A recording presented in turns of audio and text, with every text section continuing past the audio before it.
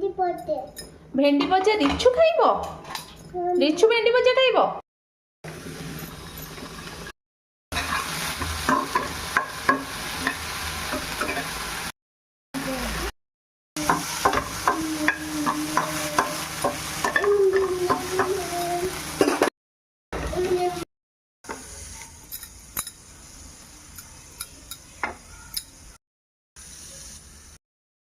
आज पखाल भात को पाग लेंबू आंबुल आंबुल लेंबू पियाज धनिया पत्र पागड़ा करवा पखाल भात रिसुर ए हूँ डाली भात अमृतभंडा आलू भेंडी भजा मोर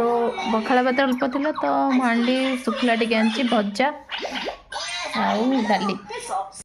पाग खाइबा पाग पखाल भात सहित पाग केमती लगुच देखा समस्त तो पागड़ा पखाल भात को भल लगे आज मुझे दिन पर शीत दिन बोली खाऊन केते दिन पर पखाल भात को लुण पानी